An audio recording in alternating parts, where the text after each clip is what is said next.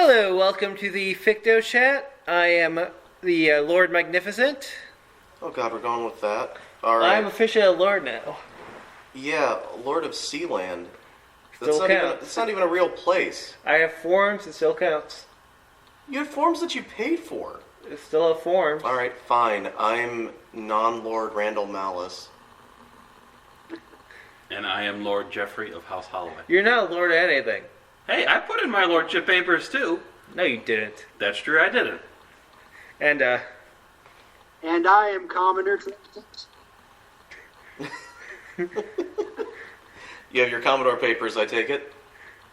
That's right. Commodore Right. Schmidlap? Schmidlap, yes. yeah, this Trevor Thomson joining us all the way from Texas, where it's like 4:30 cowboy time or something. 4:30 a.m. Yeah, super late there. Oh man, that. Okay, and Jeff, I'll let you take the reins now because you chose today's topics. You can explain to everybody.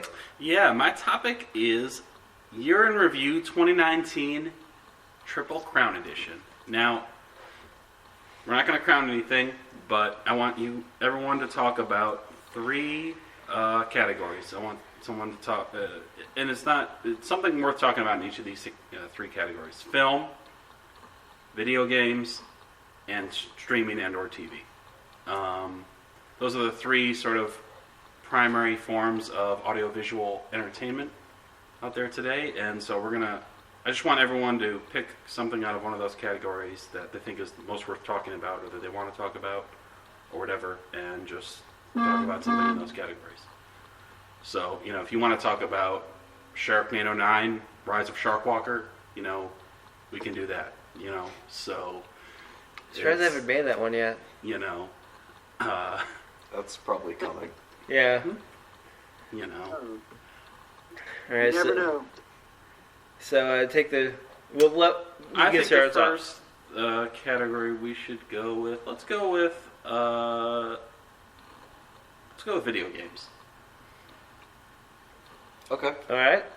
You're going to go first. Oh, he pointed to me. This is a audio medium, but he pointed at me. Oh. All right, so the video game... it's hard to figure out which video games came out this year because, for the most part, if you're paying attention to the Cheapmas event that we were doing in December, I have no idea when half those games came out. I think the earliest game was from 1997, and there was probably one or two from this year, but yeah. Yeah, that was Shadow of the Ninja or something, right? Shadow Warrior. Shadow Warrior. Yeah. It reminded me of Duke Nukem. Like Asian Duke Nukem. Yeah, but I guess I'll talk about Pokemon Sword and Shield. I mean, I don't have much to say about it, but I think it was a good evolution for the franchise. There's still some things they should probably work out if they might keep on doing console editions of the Pokemon games, because up till now, all the main Pokemon games have been for portable systems. I know the Switch is technically portable, but it's the culmination of portable and console gaming, right? Yeah, it's far more powerful than the 3DS would be a strict predecessor in the portable market. So they're able to do a lot more, but I feel that they didn't... it looks really nice, and they did do some decent things, but I feel they could have done a lot more with the new space and technology they had available to them. It uses the Pokemon Go engine, right? No.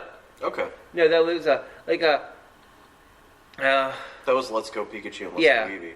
Okay. And I don't think it used the engine so much as just the catching mechanic. Okay. Thankfully for this game, it's just the basic choose a ball and throw it in. Pokédex is a lot smaller, I've heard. Yeah, they cut a lot of... there's no national dex, which is the catch-all term for the complete Pokédex, which at this point is in the 900s or something. Yeah, from the first game up until now. Yeah, and that's understandable. They weren't going to make each and every Pokemon for this game, because they redid a lot of the models from the ground up. They did use the foundation of some earlier models because, I mean, there's not much you can do with Pikachu. Right. But, yeah. Yeah, I still think, like, there are some criticisms, and I really hope that they just have DLC rather than, like other games in the series. They've had, like, the 2 main versions, and then later on they release a 3rd version that is just those 2 versions with more stuff. Like Sword, Shield, and Spear. Yeah. So I hope they just have DLC. Because otherwise, like when it's only $40 for, not only $40, but when it's $40 for a game, you can get away with that a little bit more than the full price of $60 for these games. Mm-hmm. But the game, my main concern was that Shuckle would be in it, and Shuckle was in it, much to my surprise. That's good. Yeah, so it's a game of the year for me. Wow, okay. Yeah, Wow. just because of Shuckle. Just because of My standards are low. Or very high, considering how I think Pokemon Sword and Shield is the only game that Shuckle released this year. Don't fuckle with Shuckle. Sure. I'll pass things off to... No, you're going to pass it off to Trevor. Oh, okay, so Jeff, it's Trevor's turn. Okay, well, spoiler alert, I'm not a huge gamer, but the last thing I played was back in May, and it's not a game from this year, but it's from about 11 years ago, I think. Y'all heard of 40K? Warhammer? 40K? Yeah. Oh, yeah. Yeah. One of those real-time strategy games that they made off that, Dawn of War, the last expansion pack. That's the last thing that I played this year. So, yeah. Very up to date. Question about that. Were you into the miniatures when... I mean, I think they're still doing miniatures, right? I think so, but that's not how I got into it. It was kind of just a random buy years ago. Okay. Are you, And that... Go ahead. No, go ahead. Sorry. No, I was just going to say that's how I got into it. It was kind of a blind buy, and I was like, okay, what's this about? And I started playing it, and I realized there was this complex mythos and everything, and I just got into it that way. Nice. Were you like a strategy gamer before that? Like, did you ever play Masters of Orion or... Like Warcraft? Yes, yeah. The original Okay. Warcraft, not the... I'd say if there's any gaming genre that I'm kind of into to a fair extent, it would be real-time strategy. Okay. Have you ever played a game called Faster Than Light, FTL? It sounds familiar. What's it about? It's a randomly... Well, I'll let you do it. Oh, no, that's fine. I mean, you're right. It's a randomly generated, sort of smaller scale real-time strategy game where it's a lot of resource management, but it's also, dealing with enemies and enemy movements. And basically, you're trying to get your lone starfighter out of enemy lines and to a safe zone across, I think it's a whole galaxy, right? Yeah, there's 10 sectors. You have to go through 10 sectors. There's more, and it's a roguelike, so Yeah, it's each time you load it up is a different set of galaxies, a different things you encounter, everything like that. It's a weird sort of mishmash of roguelike, strategy, resource management, all this stuff together, but the people who play it apparently are really dedicated to it. I have never been able to beat Yes. it. It's not supposed to be a very easy game. I've probably ran across it. I mean, it kind of sounds familiar, but I can't recall it right. It is an interesting game, and the team behind it also made a game recently called Into the Breach. Not recently, I think it was like last year. Which I think is more of a... Like, FTL is kind of an RTS, but Into the Breach is even more so, because you're just on like a checkerboard grid, and you have to move your mechs to stop these giant bugs.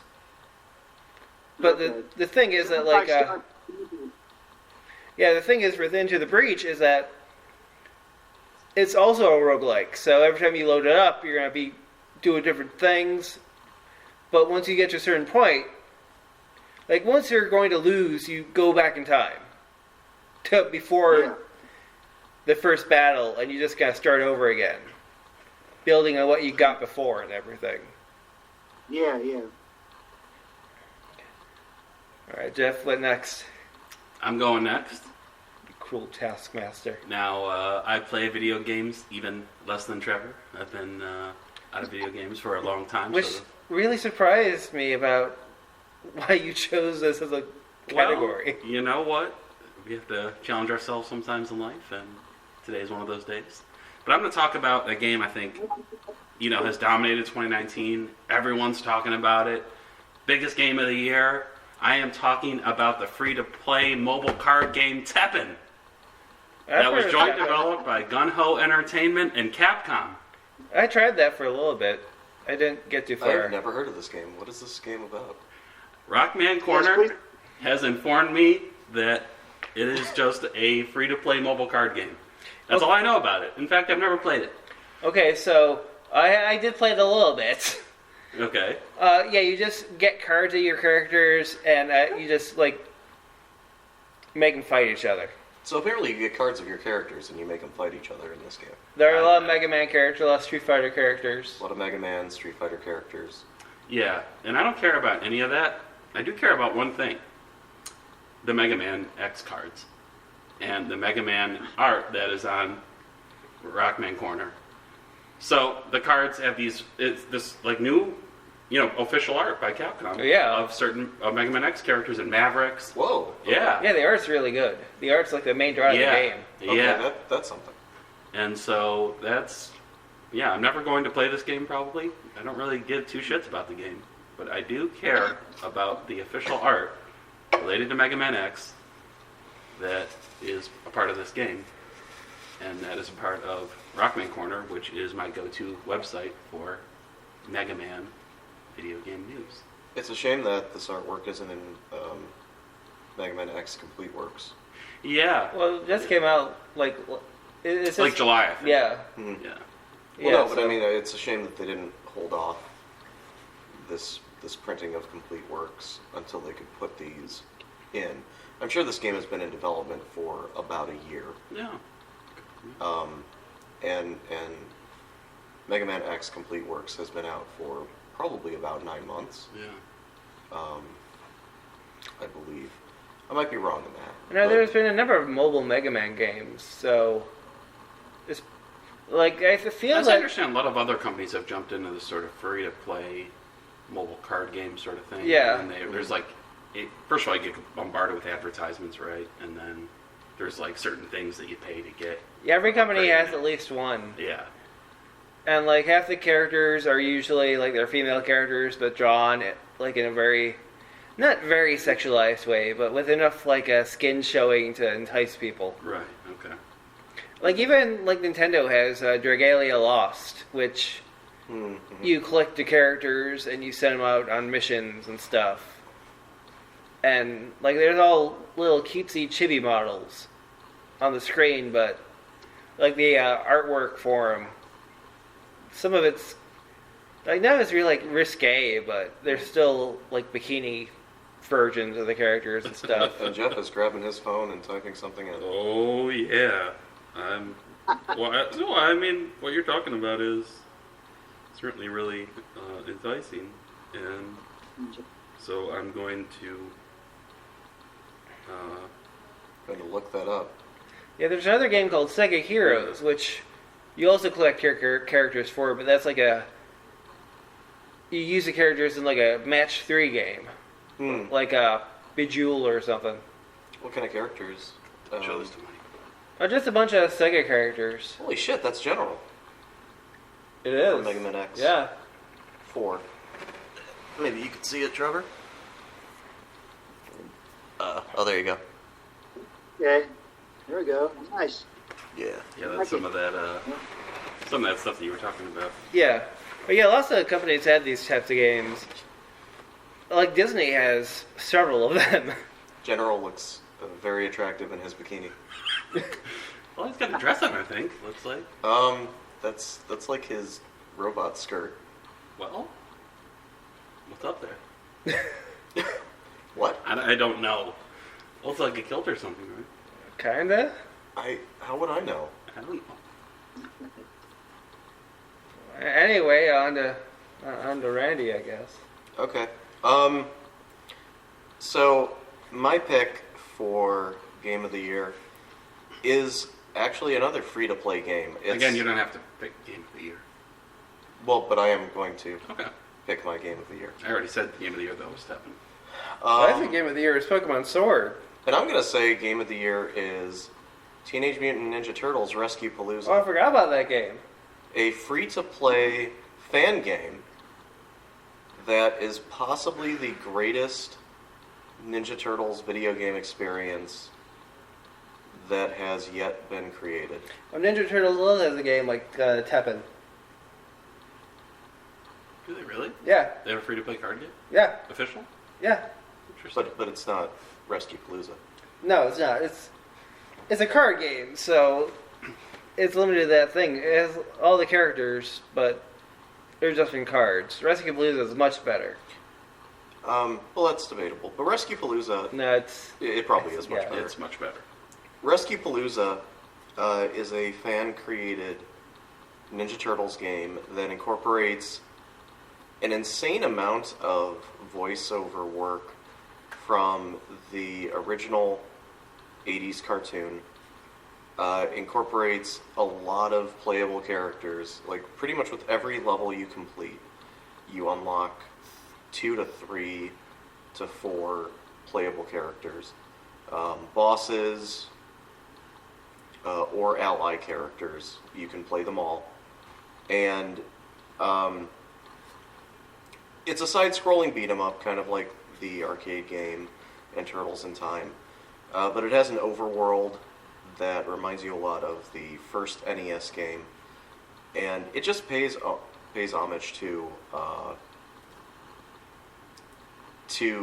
the Konami games from the Turtles franchise from the late 80s and early 90s that were on the NES, on Genesis, on Even the Super Game Boy Nintendo. ones. Yeah, the Game Boy Yeah. ones as well. It truly is the ultimate tribute to the Ninja Turtle games, just in general, really. And to the franchise Yeah. as a whole.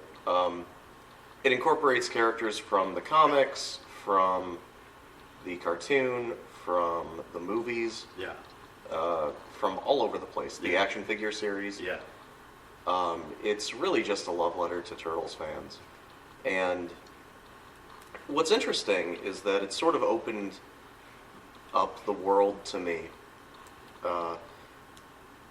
As far as this engine is concerned, the engine that they used to make this game was called Open Beats of Rage, or Open BOR. I Right. call it Open Bore. Okay.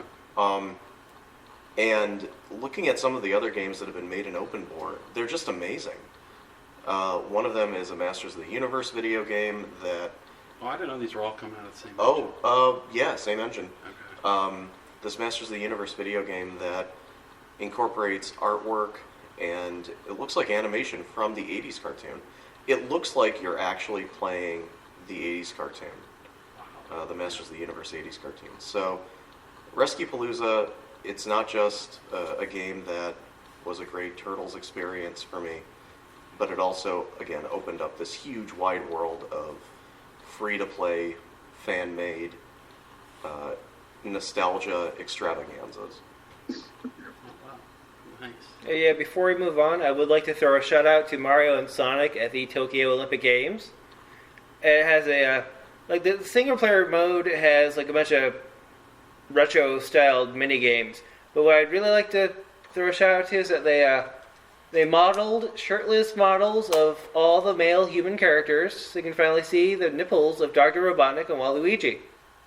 Oh no. Oh, yeah. You can see Robotnik, Waluigi, Wario, Mario, and Luigi. All shirtless in all their nippled glory. But to be fair, Mario is someone who likes to go shirtless on occasion. Yeah, like he was shirtless in Mario Odyssey, so Mario was the least important shirtless character. The in least this. trend-setting shirtless character. We rarely get to see Dr. Robotnik I don't think I've in- ever seen Dr. Robotnik shirtless. in the buff, so... Like I think in the cartoons they may have shown him in like one of those old timey swimsuits once or twice. Mhm.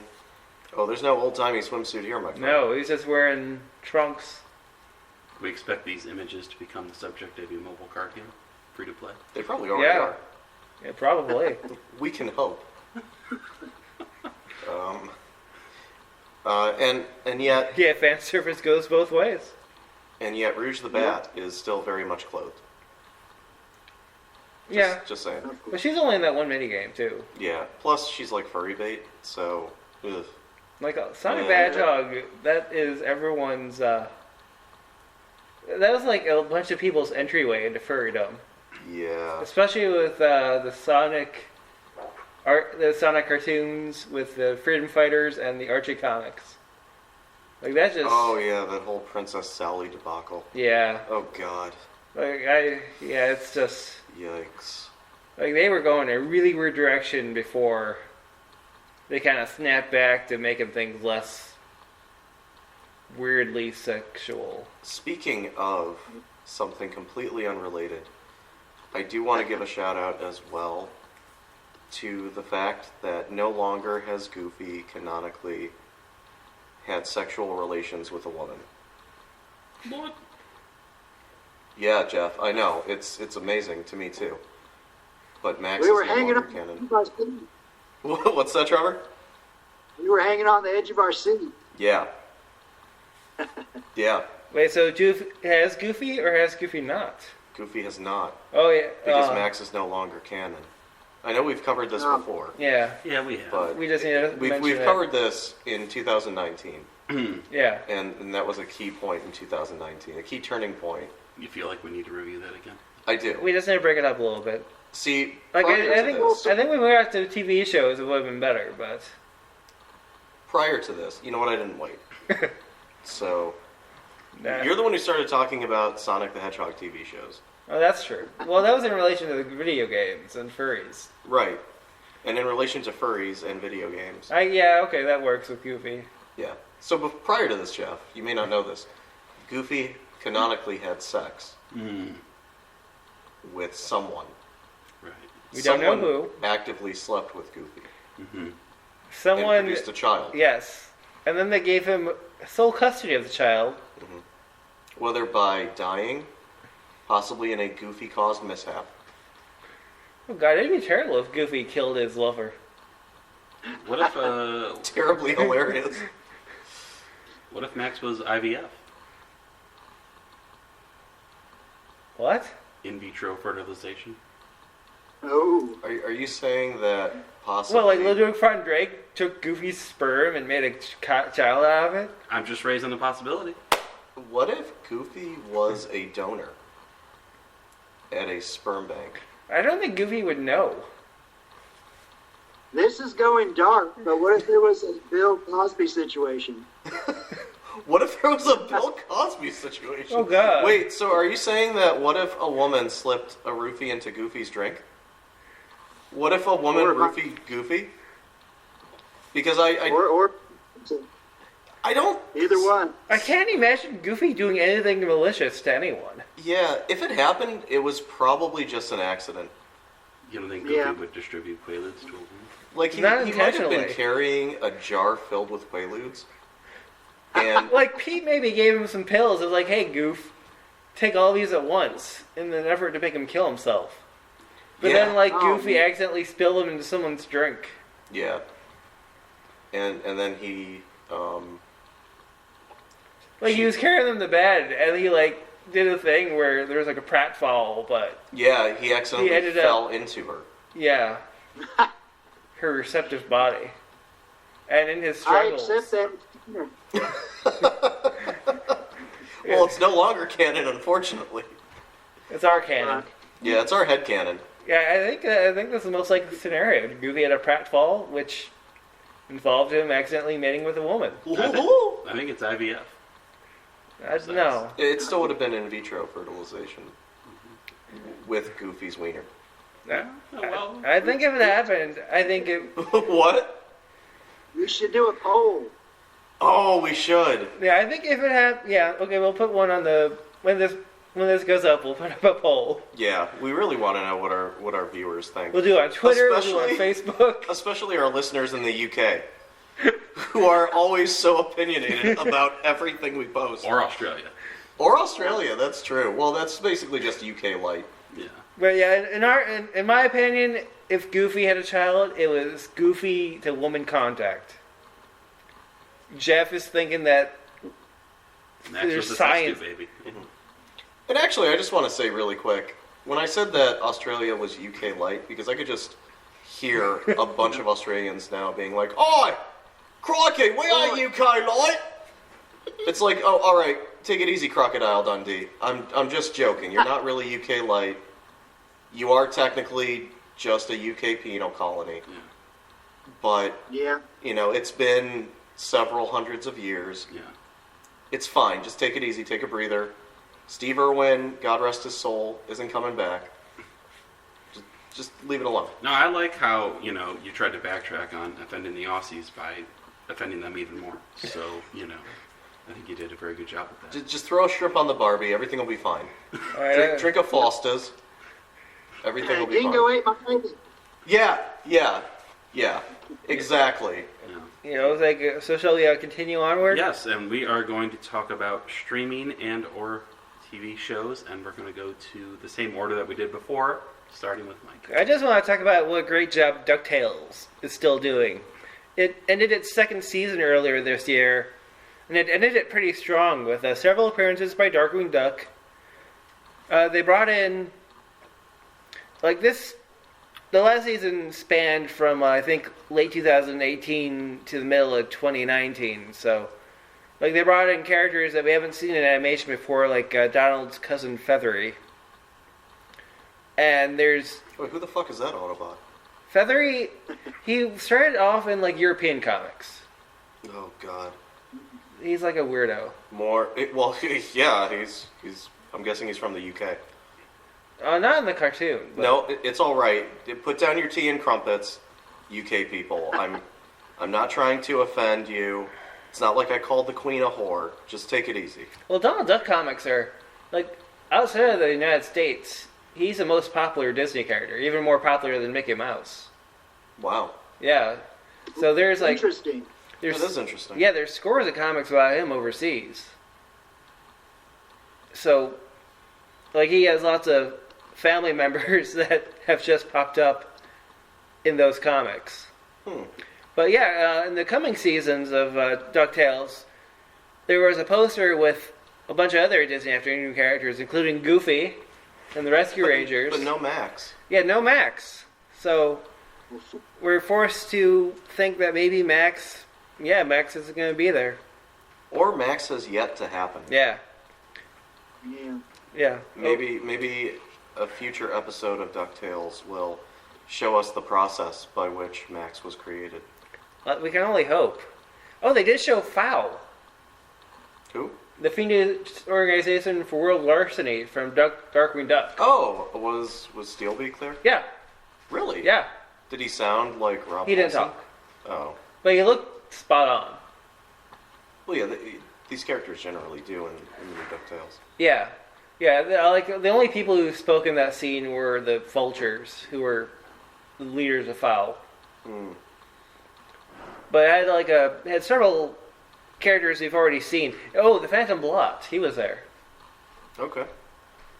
For those of you who don't know, the Phantom Blot is a well-known Mickey Mouse villain in the comics, in the comic strips and stuff, but in animation, he was in an episode of the old DuckTales, and he showed up in Mickey Mouse Works or something a few times. Didn't he play a role in the game Epic Mickey? Kind of. It was an in-name only thing. Okay. Yeah, because that was based on a lot of the old, sort of Golden Age Mickey comics. Yeah. Well, who else from Darkwing Duck? Hey, Mike. Oh, yeah. Yeah? Which revival of DuckTales is this? Has there been more than one? No, it was only one. There was the Okay. original 87 DuckTales, and then there's this one. Okay, all right. Yeah, and this I just one's wondered. Disney XD, right? Yeah. Yeah, but it's also streaming, because every friggin' thing is a streaming service now. Well, yeah, Disney Plus. Yeah. Could have been some revivals in other mediums, but not in terms of show. Not really. I mean, there was a comic a few years ago Yeah. that, there's so many, like the Darkwing Duck DuckTales comics that Boom Studios did, there's like a lot of drama behind that. Really? Yeah. Yeah, like the writer was doing things that Disney wasn't really on board with. The entire end of the comics, where Darkwing Duck teamed up with Uncle Scrooge and them, like, Disney was so angry that it's just been totally out of the continuity now. Usually I find it odd because usually the licensor, will have review rights. The Yeah, word they sort of have is, a plan. Yeah. the word is that he went rogue. Okay. He went rogue, and like somehow this comic still got produced. But again, it's like Joe Books got the license for Darkwing Duck and did a continuation of it for a year or so before it got canceled, because who's ever heard of Joe Books before? Or since. I don't know anything else they did. The comic they did for Darkwing was good, but like again, it was one of those things where not enough people reading it. That's the other. Unfortunately. Yeah. I'm trying to think of like if there's any other TV shows or streaming things I want to talk about, but I don't know, unless that Godzilla anime, but that's more of a movie. Yeah, and I think that was... I guess. Yeah, that was like last year too, wasn't it? It was like 3 years in a row. Okay. Yeah. Yeah, okay. Yeah, I think that's it for streaming and TV shows that I really want to get into. So, on to Trevor then? Mm-hmm. Alright. So Trevor, you're up. All right. So I don't want to jump on the bandwagon, but this is pretty much the only show I finished this year. But The Mandalorian is my show for the year. And I think this is definitely the direction they should go in terms of style and everything like that for future Star Wars stories. Okay, so I've heard that from a lot of people. So my theory is that Baby Yoda is actually a reincarnated actual Yoda. Do you think the Mandalorian will support or deny that claim? Do y'all care about spoilers? Not for the Mandalorian. No, I don't. I've actually been wondering how The Mandalorian ends its first season. Yeah, I'm probably I never haven't read gonna. anything about it. I know his name. Okay. Yeah. Is it Steve? No. Wait, you know whose name? The Mandalorian? Yeah. Okay. What about Baby Yoda? No. Okay. Is Baby Yoda's name Steve? I just know that his face is revealed and that his name is revealed in like the last episode or something like that. Isn't that Okay. Steve? Yeah, the Mandalorian himself. Din Djarin, I believe his name was. Yeah, that's it. I was hoping it And was the gonna only be reason Steve. Well, they kept calling him Mando, but it's it not was Mando. removed. The only reason his helmet was removed is because he was pretty much on the verge of death. And the IG unit that's in the show, he's been reprogrammed as a nurse droid pretty much to take care of Baby Yoda. And he put some Bacta spray on him. Otherwise, he would have died. So, what is the deal with the Baby Yoda then? Basically, the way it's ended is that it seems like a main plot point for season 2 is the Mandalorian, Din, or Jin. I need to check on that. He's either going to continue raising him or he's going to try and find the homeworld of Yoda's species so they can take care of him. I don't think I want that. Like, there's already 3 Yodas now. 3 different Yoda people. To give him his own name, because the Baby Yoda thing's real confusing for people who are just casuals. Because you're like, wait, didn't he die? And it's like, yeah, he did. So, you know. Well, that's why I think the Yoda race, there's, like, when they die, they just come back as a baby. but that completely overturns the whole Force Ghost thing. Maybe Yeah. the Force Ghost is there from his previous life. Like the body lives on and builds new memories, but the old, once they die, that kind of jettisons. That's some Ryan Johnson bullshit right there. Just no. Well, that's my theory, and I'm sticking to it. Okay, well that's fine. Yeah, I'll admit the Baby Yoda thing was really confusing to me at first as well. I hadn't read anything about the Mandalorian before it came out, and I started seeing pictures of Baby Yoda as like the meme, and I'm like, whoa, this takes place 900 years before everything? No, it's actually supposed to be like 5 years after. it's been Jedi. Yeah. It turns out to be Yodel's baby. Oh god. Yeah, I was about to mention Yaddle Yeah. from the prequels. Yeah. Yep. Like she was hiding and then she had a baby. With Yoda. With Goofy. With Goofy? Yeah, so Goofy's Baby Yoda and Max are brothers. What a twist. Yeah. I mean, What do you Disney think of has that twist, Jeff? Disney has all these properties. Why not? That's true. Yeah. I think there's a lot of IVF going on. No, I think I think Goofy and Yodel got together. I think there's a lot of insemination going on. No. There's a lot of natural, accidental, No. Goofy tripping over things, falling into Yodel insemination. I think there's a lot of test tube insemination going on. I mean, Whatever you want to call it. think about how tall Goofy is and how short Yodel is. Yeah, it's impressive that he hit the mark again. But he did. There's only so many accidents. Yeah. You know Yeah, what? it's almost habitual at this point. I think Goofy might also be Darth Vader's father. Oh boy. Wow. I think every character doesn't have an actual father. I think Goofy is their father. Goofy is like Odin. He's the All-Father. Yes. Yeah. He's Jesus' father. Oh wow. Like God didn't do that. It was Goofy. And lo, Goofy appeared to her. Look. Trevor, I have a question for you. Yeah. The question is this the last we see of Pedro Pascal or Oberyn Martell's face as far as the Mandalorian show? I think we'll see him again. Let's see. Now that they got the helmet off You're once, talking it's not really a like big a deal if space- he takes it off again. But don't they wear they wear the armor for?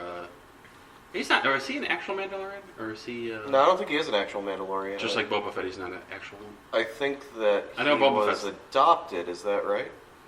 Yeah, he's called a foundling. He's basically saved by the Mandalorians during the Clone Wars, it looks like. Okay. And he also hates droids, for the most part. That's good. That's very good. Yeah, I take it that they sort of added this luchador element to Mandalorians. It's part of their code. Yeah, I don't know where they got that from, though, or if it's just something that the show kind of invented. Isn't it something that was sort of invented with Boba Fett, where Boba Fett and Jango were not supposed to be Mandalorians, so why are they wearing the armor? And the answer is that they wear it to sort of get the seal from the reputation and the of Mandalorians as warriors. Right, but there's a ton of expanded universe now, Legends crap, Right. Yeah. where that wasn't like a thing. Right. Yeah. No, I know. Like for true Mandalorians, Yeah. I mean, it didn't seem like that was I mean, part of their code. Wait. I don't know if you can answer this question, but I mean, was Boba Fett just thought to be a real Mandalorian at one point? I mean, See, that knows whether or not Jango and Boba are actually real Mandalorians, or did Jango steal that armor? That's what I'm wondering. Is that confirmed in anything? not to my knowledge. Okay. Boba Fett was. I believe in the thought to current be- universes that neither. Or no, Jango I think was a real Mandalorian, right? Okay. Maybe. And then Boba Fett though sort of isn't. well, Boba Fett's technically a clone. Yeah, Yeah, he's clone. So the a Mandalorian. non-augmented clone. It was thought for the longest time before the prequels that Mandalorians were supposed to be a big part of the Clone Wars. Yeah. That only makes sense if Jango was actually a Mandalorian. Right. Okay. Because then all of his clones are technically Mandalorians as well. But but then why wouldn't Boba be a Mandalorian? Because he too is a clone. Yeah. So it's this murky thing where I'm not sure. It feels like the Mandalorian may have invented a few things about Mandalorians. Yeah, I don't know if the Clone Wars went into to that more at all. hammer out like how Mandalorian culture, because you can better explore it. Right. And maybe they're sort of doing their own thing with it. I don't know. I don't know what Disney is doing, but I am hearing that Mandalorian is really good, like Trevor said. From what I've heard of the Mandalorians, is that they keep on bouncing back and forth between things. Like no one can ever decide what they're supposed to be or do.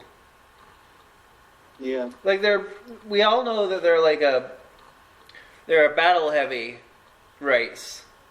That's the only thing that everyone agrees on, but no one can figure out what exactly that entails. Well, again, and that code of never removing the helmet kind of reminds me of like a lucha libre thing. Like that's a big thing in Mexican wrestling, where they don't remove their mask. Yeah. I mean, obviously they do at some point, but in ring, when you're out there, you don't take off your mask. Yeah. So it almost comes off as sort of that type of thing. And even beyond that, I guess the thing that's impressive to me about The Mandalorian is I like that it takes inspiration from something other than Star Wars. Yeah. Kind of like the original movies. It's what Western in space. Yeah. If you watch it, definitely. Spaghetti Western. The Mandalorian is very much like a Clint Eastwood, good, the bad, and the ugly type of character. Exactly. And that's how the show feels, too. Mm-hmm. And, like the original trilogy, and people who know anything about Star Wars already know this, but I'm just going to say it anyway. The great thing, I think, about the magic of the original trilogy is that it didn't use Star Wars as a basis to create itself. Lucas created Star Wars because he loved Flash Gordon and Buck Rogers serials with and Buster Crabbe. By Akira Kurosawa. Akira Kurosawa movies, the samurai films of the 50s and 60s. Like even the cartoons, the recent cartoons have kind of borrowed from that aspect as well. Mm-hmm. Yeah, I feel like Star Wars is probably stronger as a property when it borrows inspiration from something that's not Star Wars. Yeah, Frankenstein's itself. Yeah. And so Clint Eastwood, like Westerns, especially the Dollars trilogy, kind of makes sense because they are, at least Fistful of Dollars, is just a Western remake of Yojimbo, which is another Akira Kurosawa film. Yeah. So it's sort of, to me, it's sort of that same lineage. Yeah. Is Mandalorian perfect? Probably not, but it's still something better than the sequel trilogy. Yeah, and the prequel trilogy probably. Yeah. I mean, in the sense that it draws inspiration from a more pure place. Yeah, it's less derivative. Yeah. To me. But I don't know that I'll have a chance to see it anytime soon because I never intend to have Disney Plus. There's always a way to see things, Jeff. Yes. There's always bootleg it. Yeah. That's what I was insinuating without overtly saying it. You could always fly the Jolly Roger. Yeah. You can always go on piratebay.org and find it. Okay. We do not support piracy at Fictosphere.com. However, if you're going to pirate, do it safely through piratebay.org. And also you should probably get a VPN. Right now, so What's that? I'm doing a free trial of Disney Plus, so that's how I'm doing it. Oh yeah, you can do that. Yeah, I mean okay. I know that they have a package where you can get Disney Plus, Hulu, and some other nonsense sports thing for like the same price as basic Hulu. But I think it's the ad supported to Hulu, which, like, if I'm paying for Hulu, I don't want to pay for ads. Yeah. Like, I think that's stupid. Like, I'm okay with Netflix's model where the lower tiers of payment, it's like just standard definition stuff. And then the higher you pay, the better it looks. But I don't want to have to pay for... I don't want ads in something I'm paying for. No, that's true. Yeah. I mean, you're already giving them money. You don't need to give them your time as well. Yeah, plus, like, every time I would come to an ad, like, it would always glitch, and I'd have to, like, refresh the entire screen to get back to the show. That's terrible. And sometimes it just play the ad again. Yes. That happens to me on YouTube a lot. I don't pay for it, of course, but... Yeah. I hate buffering. Oh, God. It's the worst. Yeah. Well, let's move on to... Who's next? You or Randy? Jeff. I'm next. Alright. This is one where I actually am going to crown something my favorite thing as far as streaming or TV as far as 2019. And very honestly, and it is the second season of Cobra Kai. Star Wars can learn, and a lot of franchises out there can learn from the continuation of the Karate Kid series in a show called Cobra Kai that is a YouTube premium series.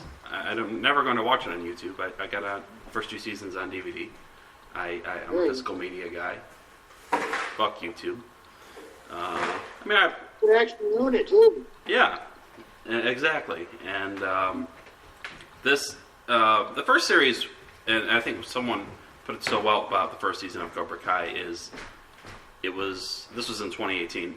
It was better than it had any right to be, and it's so true. I mean, the show, you could tell it's not a big budget show, and everything like that, and it is genius. It is so well written, so well acted, it has so much heart, and I never imagined in my life that I would see, such a substantive and heartfelt continuation of the Karate Kid series. I mean, in a way, this series is almost better than the Karate Kid movies. I mean, it's so genius and so clever. And what's ironic about that is the Karate Kid, on the grand scheme of 80s nostalgia, I mean, it's there, but it's barely there. yeah, Like, it's not a Star Wars, Yeah. or a Ghostbusters, right. or a Back to the Future, Or Indiana Jones. or a Bill and Ted's Excellent Yeah. Adventures. Or maybe it's more along the lines of Bill and Ted, Yeah, perhaps, maybe that tier. right. But, yeah, it's not Indiana Jones. It's Karate Kid. Yeah, It's not Terminator. yeah, It's a franchise that's had 5 movies. yeah, 5? Yeah. The original trilogy, then the 4th one with Hilary Swank as the Yeah. new kid, and then the Jaden Smith yeah, remake with Jackie Chan, yeah, and now Cobra Kai. Yeah. And Cobra Kai is a return to form, yeah, like the first 3 movies. yeah, And like, why? You're glad that Cobra Kai is as good as it is, but at the same time, when you're watching it, you're kind of wondering, why is this able to get it right? yeah, And these bigger properties are seemingly fumbling, yeah. trying to find their footing. Yeah, I really, I can't explain it. I mean, I wish I could. I mean, it's obviously something that it's all about the showrunner, right? Okay, so I mean, the showrunner pitches something to the people that own the license. You know what I mean? And it either, I mean, they're the creative force behind it. I don't know who, I don't know how else, to credit it than that. I mean, Well, Oh, go ahead. along the line, along the lines of what Randy was saying, maybe it has just the right amount of obscurity to it. I think possibly too. It's a much more grounded series of movies than, like, to play devil's advocate. When you're talking Star Wars and Terminator specifically, you're talking big budget spectacles. Lots of explosions, lots of action, Lots of mythology too. yeah, lots of special effects and mythology and history. And with Karate Kid, you're basically talking grounded, real world kid. There's no like deep origins where like his predecessor fought the Moon Dragon or something. Yeah. I think I get what you're trying to say is, you know, if you're trying to continue the Alien franchise or the Terminator franchise or something like that, inherently you're going to have to spend a certain huge amount of money in order to get the effects or, you know, or something like that. Not even necessarily that. I think people working on them, they sort of suffer from a creative form of premature ejaculation. Yeah. Because they sort of blow their load on the special effects and on as convoluted and crazy a story as they can possibly make it. Not to draw it back to The Mandalorian, but part of the reason why I think maybe people are drawn to The Mandalorian is because it sort of has this more basic, down-to-earth, get from point A to point B approach. It's sort of back to basics. And Karate Kid never got away from basics. Because it can't. The very nature of the Karate Kid is it's sort of basic. But that's where its strength is too. You know, it's not based on mythos. And you don't have these fans of it who then go on to make the next generation of Karate Kid content, getting stuck in the weeds of this mythos, thinking that it has to be some complicated thing when really it's not. It's so down to earth and basic that you know you if you screw it up, you really are stupid. Yeah, just some guy training someone to do karate. I mean, what's interesting about the show, I'll say this, is it's not just all nostalgic or back to basics, though. The show is very innovative and subversive. The original Karate Kid movies, they're sort of action dramas, you know, and there's not. This show is different. It's action, drama, and comedy, and it really blends those seamlessly. You know, it adds. I mean, it's set 36 years after the Karate Kid, Karate Kid 3, basically, or Karate Kid 4 with the next Karate Kid with Hilary Swank, and it's 34 years after the first movie, which is Karate Kid 1, the first Karate Kid movie, but in 1984. But it continues Johnny's story. Yeah, it's centered around Johnny, but you know, I think that it's interesting.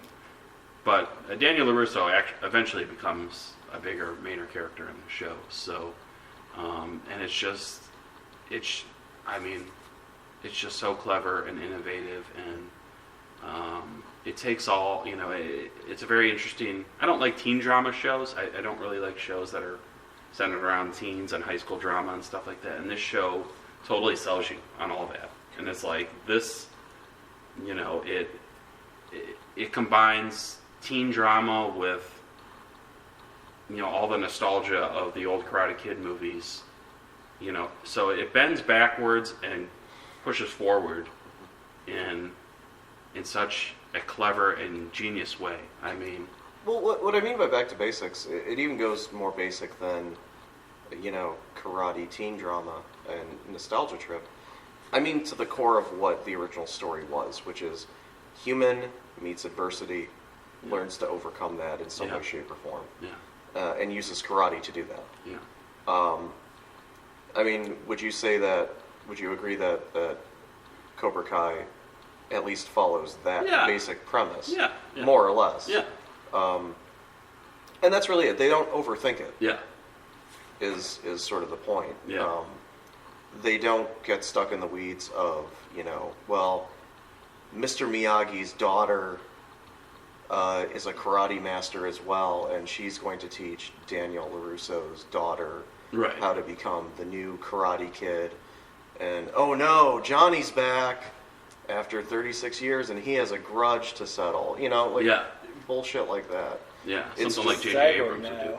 Yeah, and it's not a soft reboot of Yeah. the first Karate Kid movie either. Yeah. So, I mean, it doesn't overthink its source material. Yeah. It pays deference, does something new, uses the source material as a very bare bones sort of operating system, if you will, Yeah. in which to build this new thing, this Yeah. new chapter. And arguably, I mean, again, Karate Kid fans expect something more down to earth. Yeah. So I'm sure there's a lot less pressure. Yeah. No one saw Cobra Kai coming. No one asked for Cobra Kai. But, Yeah. you know, thank God Cobra Kai exists. Yeah, I have to say, I mean, I'm trying to think. I mean, it truly, you know, must be the best example of sort of like a years after continuation of a franchise. I mean, it is. I mean, I cannot overstate how clever the writing and the whole direction and vision behind the whole show is. I hope you borrow it from me or watch it someday because. Yeah. I've actually checked out some episodes of it. Okay. Since you mentioned it, and I'm very impressed. Wow. I haven't watched the whole first season, but what's that? Along the lines of what you were saying, I think the reboot problem is that they're trying to have their cake and eat it too. Yeah. Yeah. Oh yeah. Yeah. And Cobra Kai has found a way to do that by pretty much saying, you know, there is no cake. Yeah, yeah. We're just eating. Yeah. You know. So. Did you watch like episodes of season 1 or? Yeah. Okay. Like The first three episodes of oh, season okay, 1. good. Yeah. So you got some sense of what I'm talking about. Yeah. No. It's. What I want to do is I want to go back and rewatch the first 3 Karate Kid movies. Okay.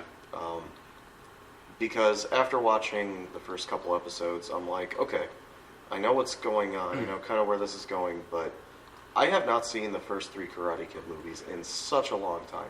And I know I may not have to. Yes. But I want to. Okay. You can borrow them from me. I can, but I'd rather buy them. Okay.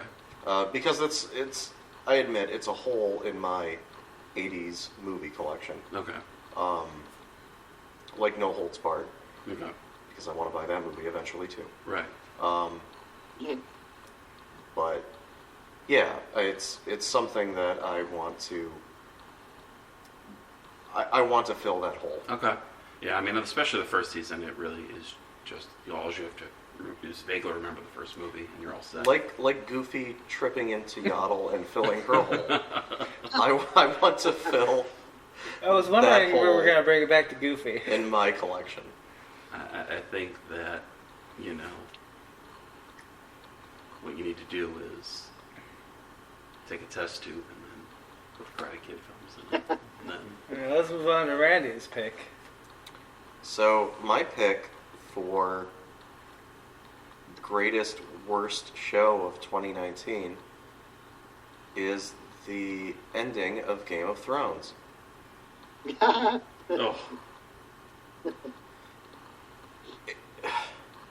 In a perverse way, I'm glad you brought this up. I'm not. I've never experienced such a degree of TV show coitus interruptus in my life. No. I don't know why. I don't know what was more disappointing this year, the Browns football season or Game of Thrones season 8, because they were both so unbelievably disappointing. They were both filled with fumbles and incomplete touchdowns. Like Goofy having sex. Yeah, but none of these accidents. All these accidents in this final season did was result in abortions. Unlike apparently Goofy's accidents, which resulted in fertile ground. We got Baby Yoda. You know, we got Anakin Skywalker. We got Max for a while. We got Max until we didn't have Max. He's part of the Disney Legends universe now. Yeah. There's a new expanded universe. We got Jesus Christ. Jesus Christ Vampire Hunter. There you go. Yeah, so I have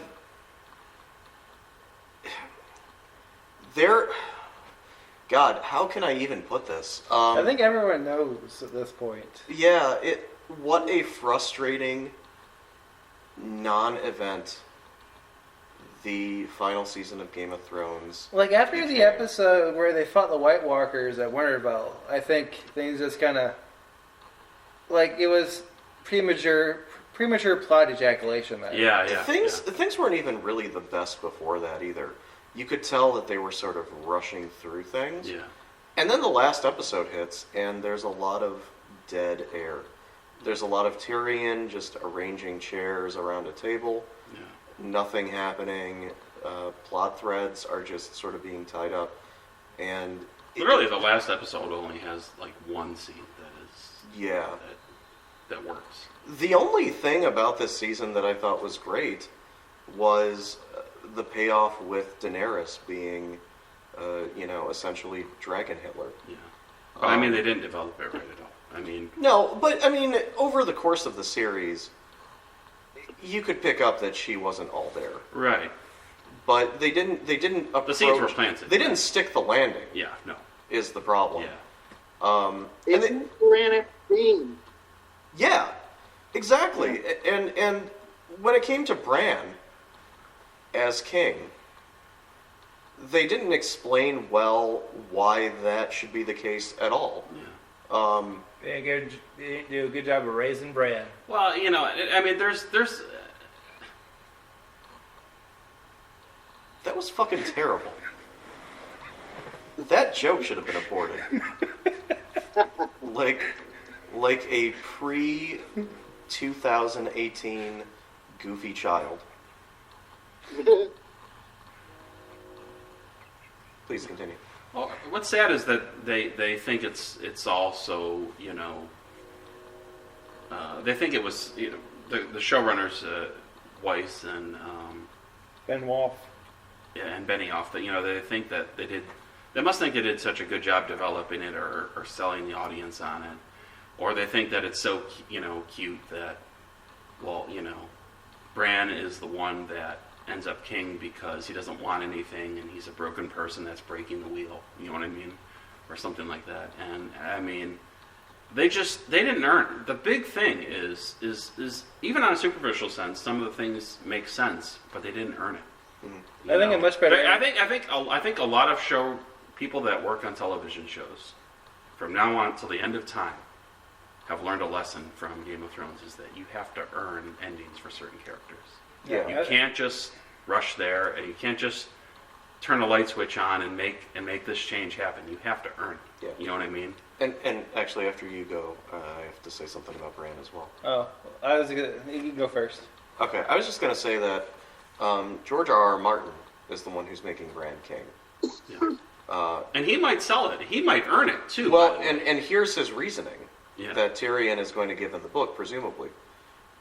The cycle of the Mad Kings and bloodshed in Westeros has been because of kings that have heirs, and they've been trying to secure power for their line. Right. And Bran has no heir. Right. Bran has no line, essentially. Oh, wow. And so that's Tyrion's reasoning for it. Didn't they kind of go into that in the show? I don't know. Not really. Tyrion's line in the show was something like, no one has a better story than Bran. Yes. And it's like, that's just stupid and not true. I would have even accepted, I think... I mean, the problem with what you're saying, though, is we don't know if Bran... He could have an heir. Presumably his disability is such that it would be... I know, but none of that's really clear. I mean... Apparently, be George right. R. R. Martin thinks Okay. it is clear. Okay. And Was that's- that an interview that you read? Yeah, Oh, okay. yeah. Well, like George that's R. R. his- Martin might his go thing. into more detail in doing the book. I think he probably will. I don't think it'll be one thing it'll be. No. It's all the show really emphasized the fact too that Bran doesn't want anything anymore. He literally doesn't have desire. Yeah. His brain has been so messed up by the Raven. No, I can imagine George R. R. Martin putting something in the book, being like, and like Bran would have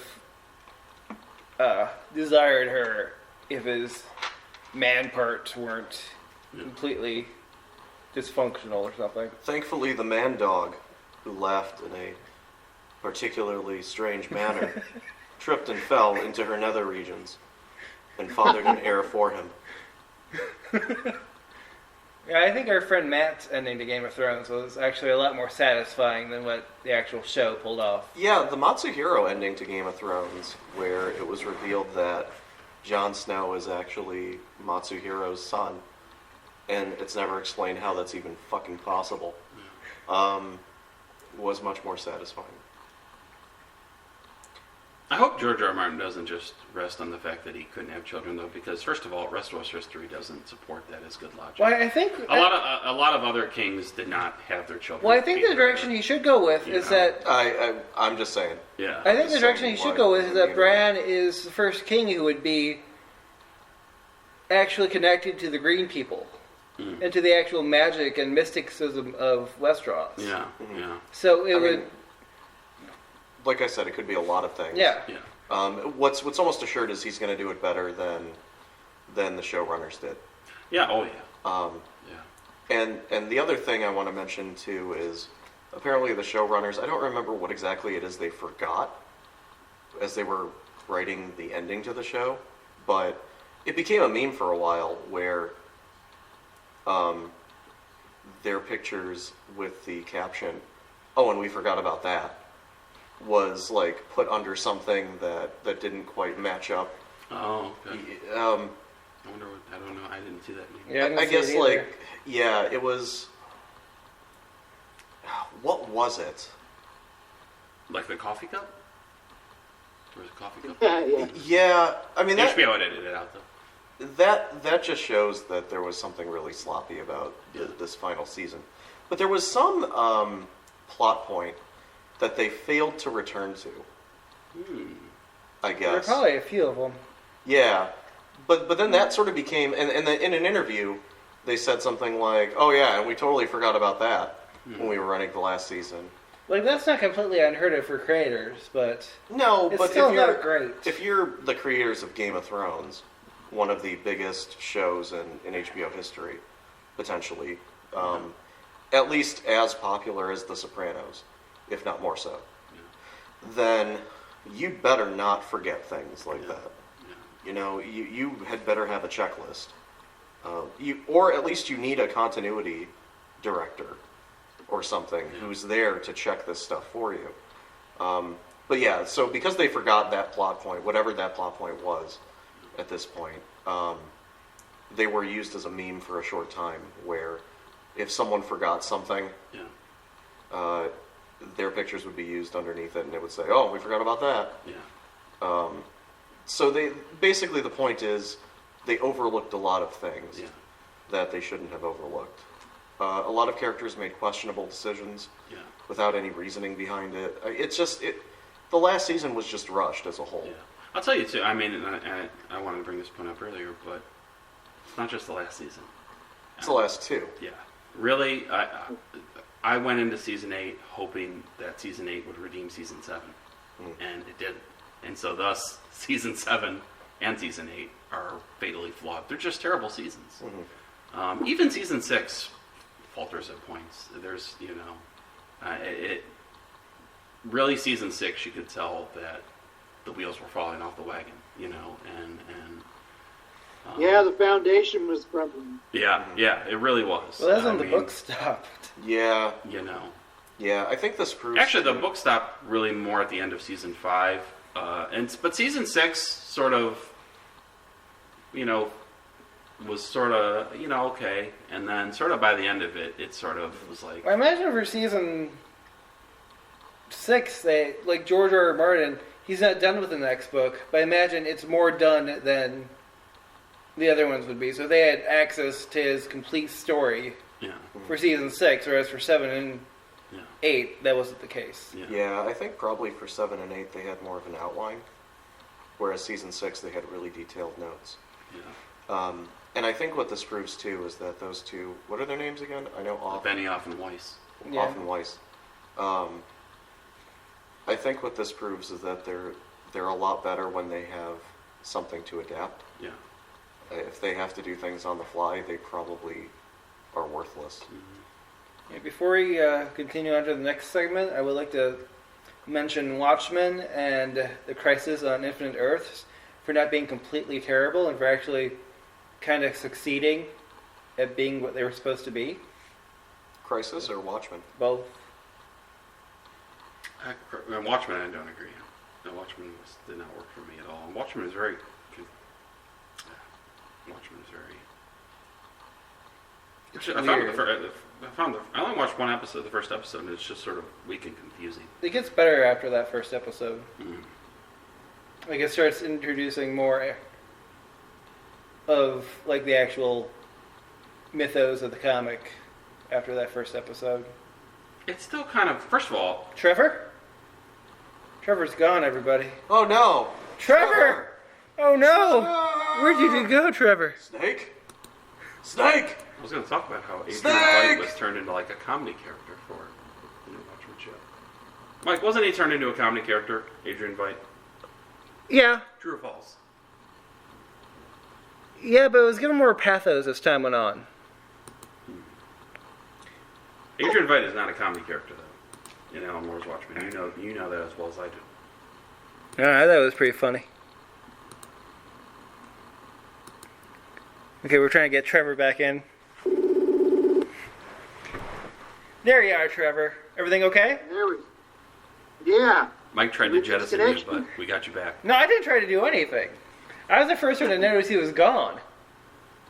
Yeah, that's true. Mike wanted to wipe you out like Crisis on Infinite Earths. He wanted to reboot the universe without you. I will say that Watchmen is definitely the wokest HBO show. Yeah, that's what I've heard. Yeah. It's very, very woke in ways that the original Watchmen would... It would puzzle Alan Moore, but then again, most things do. Yeah. Alan Moore is an odd man. I did like Doomsday Clock, actually, now that it's all over. The comic? Yeah, I like the resolution to Doomsday Clock a lot. Because, again, it just sort of reinforces this idea that was in Final Crisis, that Superman is the center of the DC universe. What have they made it? It does achieve that well. I mean, though I don't think they should have used the Watchmen characters for anything. I mean, they could have easily done something without them. Yeah. But I don't care. Yeah.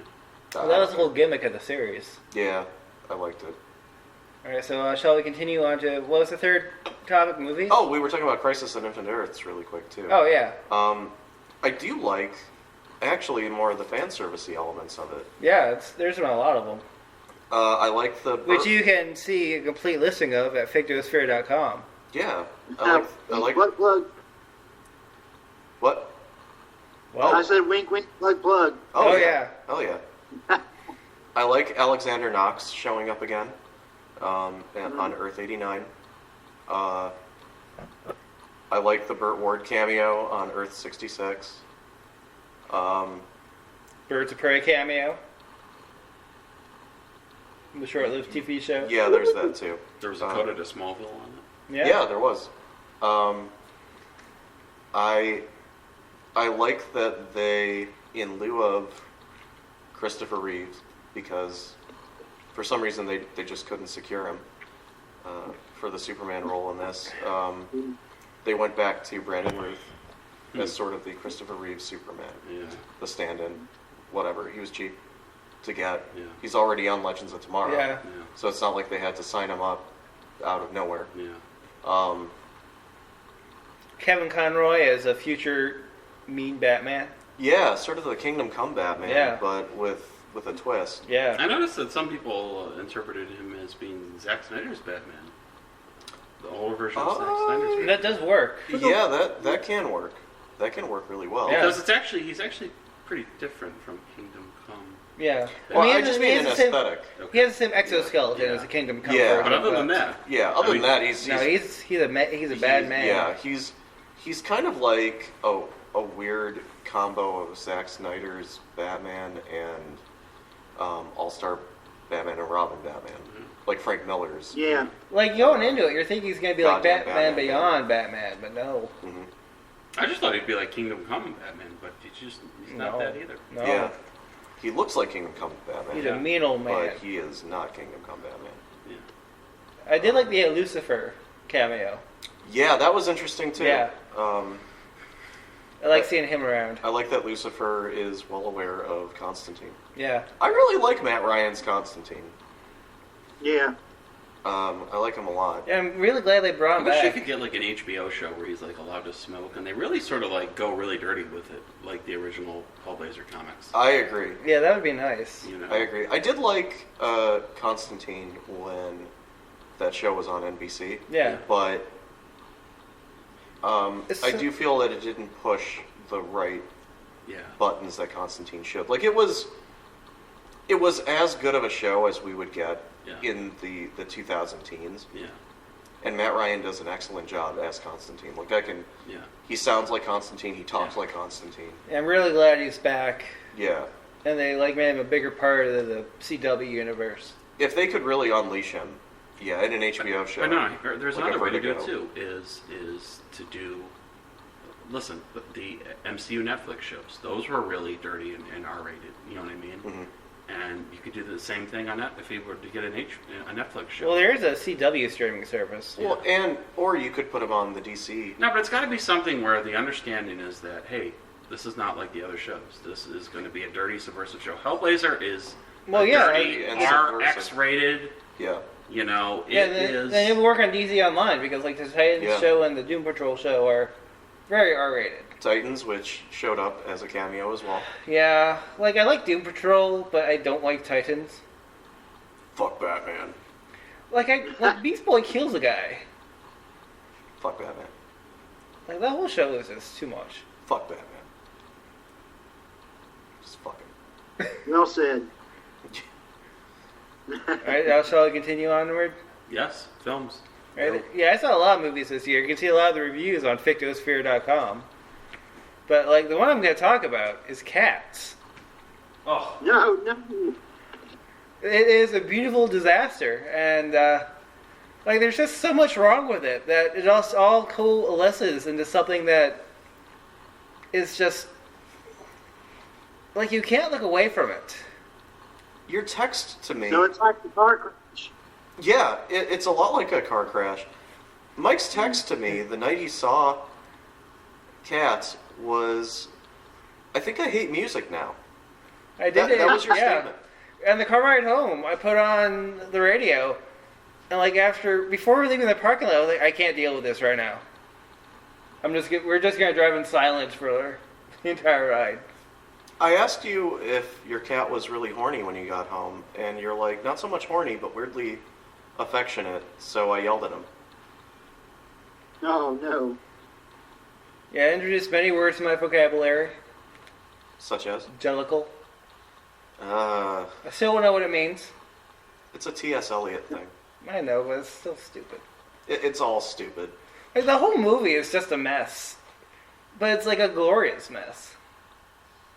Like, The you know- important question, though, is it nightmarish? Yeah. Yeah, it is. Okay. On a scale of Tim Burton to Event Horizon, how nightmarish is it? Which would be the bad end of the spectrum? Event Horizon. And Event Horizon, Okay. maybe like a few steps below that. But yeah, it's Nightmare Before Christmas to Dante's Inferno. Dante's Inferno. Okay. Like a few steps beyond that? Around there. Okay. Like it's I like wheels. like we were sitting in the theater and like the first time the cat showed up, everyone in the theater just started laughing because there was nothing else you could do at that point. You told me that some people actually walked out. Yeah, there were people who walked out of the theater. There were some teens, and they were, like, before the movie started, they were being kind of snarky and doing teen stuff. But then once the movie started, they were transfixed, because, like, if it was a movie you can't watch without, like, really watching it. It just grabs your attention in such a way that, like, you want nothing more than to not look at it, but then you just have to keep looking at it. I'm surprised you didn't yell to the teens, "Please God, start talking." Really I loudly. was too transfixed by the movie. Is Judi Dench really horny in it? Yeah. Is every cat really Yes. horny? Okay. Yes, every cat is very horny in this movie. Okay, because one of the critics said it was, quote, way too horny, end quote. But it's horny in such a way that it's not. Because, like, none of the cats have any genitals or secondary sexual characteristics, except for, like, 2 of them. Who are these two? The Rebel Wilson cat and the Taylor Swift cat. I think, like, our contributor Jonathan Hortons mentioned that in his review. Like, I think there were a few other cats where, like, you could definitely see more of them than you kind of wanted to. Is there evidence of Judy being trans? What? Is there evidence of Judi Dench being trans, like she claims? Yeah. There's nothing to dispute it, but there's also nothing to support it. Okay, so she pulled it out of her ass. Okay, Pretty much. I just wanted confirmation. Yeah, I like how the movie is failing so miserably, and the first thing Judi Dench thinks of to help save it is to claim that her character, who is a cat, Right. is trans. Yeah. A household pet. that cat is trans. Like, this movie is... I like this movie a lot more than Joker. I'll say that much. Did we have to double the money to Jonathan Hortons to get him to see and review this movie? No, but he says that he doesn't want me to send him any more assignments, so... You or Randy are probably going to do that for him. I'm not doing that. Well, I'll still pay him, but you just think that... You just send the movies to him. Like...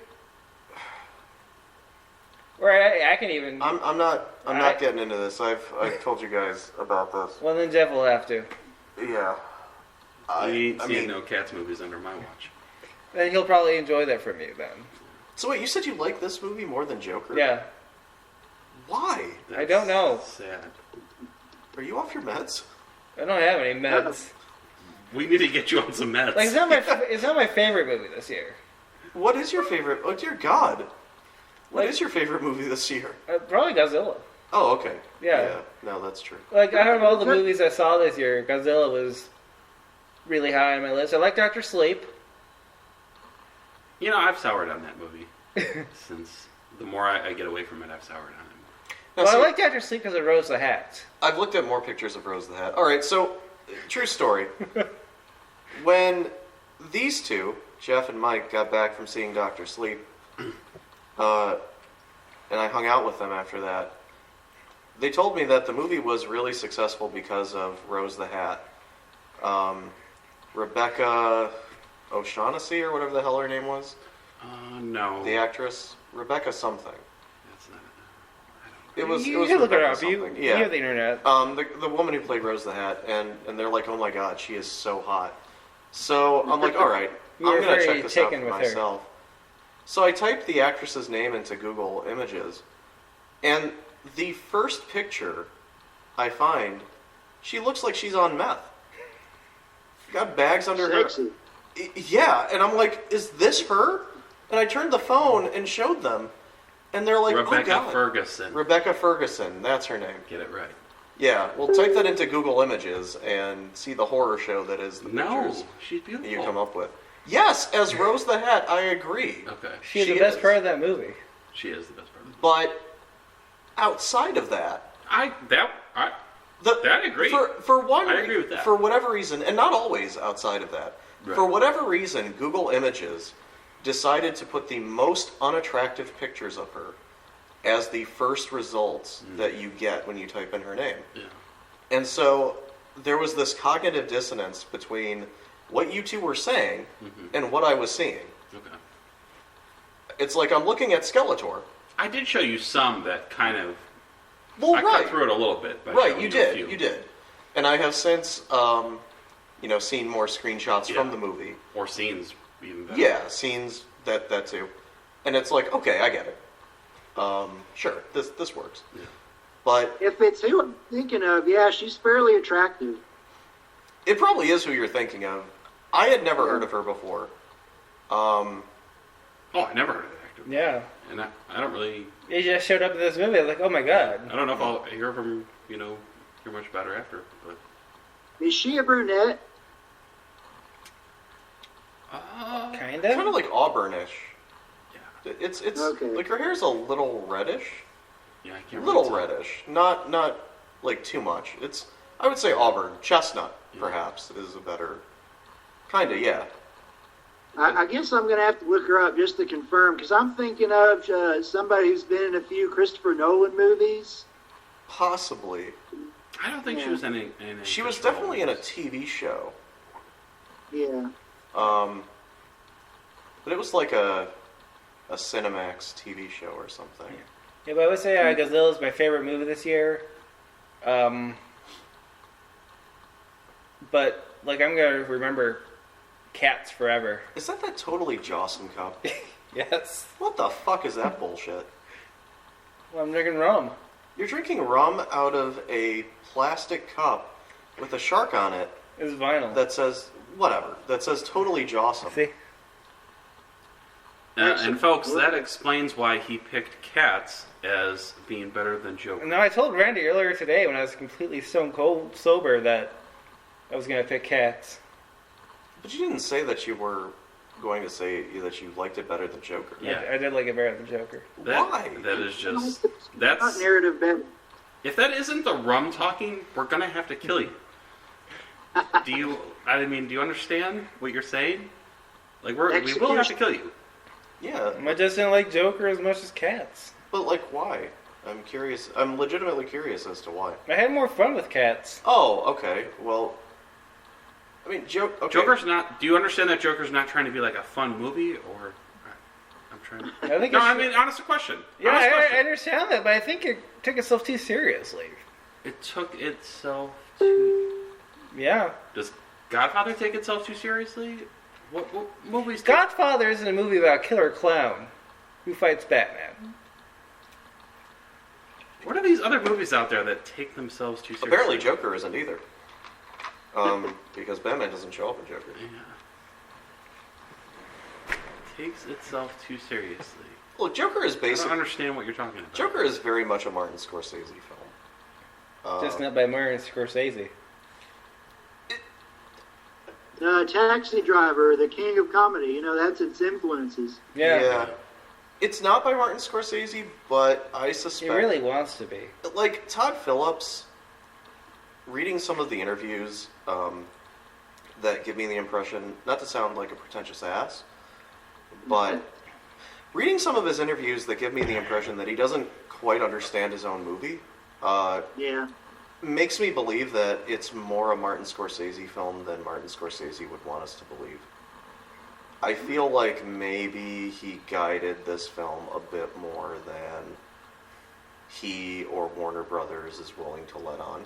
You think that's why Martin I Scorsese did- came out against Marvel movies? Well, didn't I tell you that he I- apparently was involved in the project for 4 years? Was that You, what I said? you did, yeah. You said he was involved in the project for 4 years, and he's definitely a producer on it. Yeah. There's all a secret bit of his to make the DC comic movies do better because of Joker. I don't know. I mean, I agree with I him. don't think that's the truth. I agree with his statement that Marvel movies are not cinema.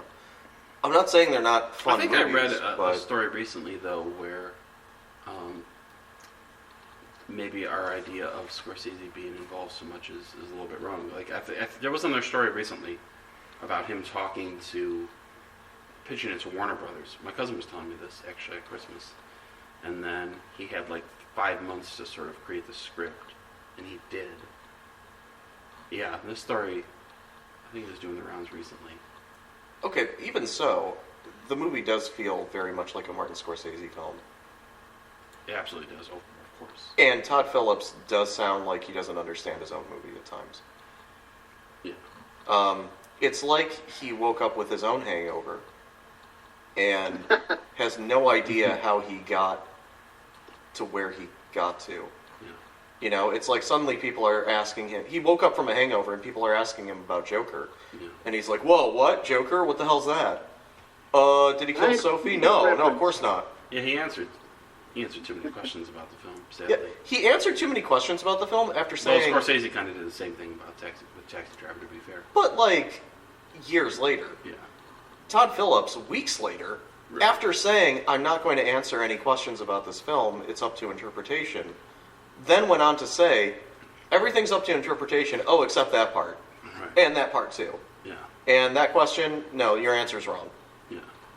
I don't do deleted scenes, but in a deleted scene, Well, if you guys like movies that leave you questioning reality. cats. Yeah. A Oh. lot of I'm predictions. questioning reality right now. See? With Cats. With you here, I'm questioning reality. Oh dear That's God. cats for you. That's the power of cats. Oh. Mike, that's okay. I totally understand if that's your fave. No, you don't. The answer is no, you don't. You don't understand. Let me be clear about that. Listen, Jeff, I'm a lord. My opinion means more than you because you're just a commoner, so. Oh, shit. I'm No, pulling here the we lord go. card here, Jeff. Lord, liar, or lunatic, and which one he is. Be all three, All Jeff. three. All three. Anyways, on to you, Mr. Trevor. I guess, it's funny. I'm kind of the cheerleader for saying there's still things worthwhile in modern cinema, but I didn't really see a whole lot this year. But I would say Godzilla is probably my favorite for the year. And why is that? Well, because it just kind of reignited my love for the brand and the characters and just what I liked about it as a kid. I mean, it's America finally got it right. I feel like with Yeah, this. they did a really good job with it. They did. I want to ask you a question. Interrupt for a second. I haven't seen this movie, but did you ever consider seeing the movie like The Lighthouse this year, or is that like too sort of independent film, not a franchise film? The Lighthouse. Well, it definitely wants to be a franchise. I'd say the first one from 2014. That's more. No, Lighthouse, not Lighthouse. Godzilla. I'm sorry. Say the question again, Jeff.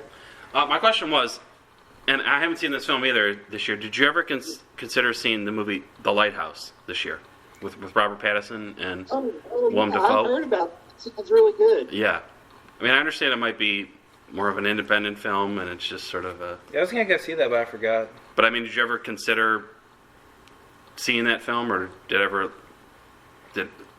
any of its marketing penetrate your consciousness or anything like that? I mostly heard about it off of social media, but I would like to see it. I mean, Okay. the chance to see it's probably gone now, right? Yeah. Well, In theaters, yeah. But did you ever see The Witch from 2016, I think? Yeah. I've heard of it. Yeah, I haven't seen it. Okay. The only reason I ask is because people talk about the death of American cinema, and then there's, and then you have a lot of people talking about the Lighthouse, and yeah, there were. I just wonder if people just overlook movies like that, or how that works. You know what I mean? I don't think anyone's I overlooked think it. people have kind of been trained to pretty much just pursue commercial things, and they don't really look at the independent. I'm kind of guilty of that myself. But Yeah, then I am realized, too at times. it should be it's independence. Yeah. Yeah, I just forget that they exist because the commercial push for them is minimal compared to something like Avengers Endgame or something. Yeah. Like, you just spend months being like, oh yeah, here comes Godzilla, here comes Batman, here comes Spider-Man. But then when like some of the Lighthouse comes out, it's like, oh, I kind of want to see that when it comes out. And then it comes and goes without you noticing. Yeah. Like Brightburn. Yeah. Like I was going to go see Brightburn, but by the time I actually remembered it was in theaters, it was gone. Yeah, Brightburn and The Wind, they both came out during my busy season at my day job.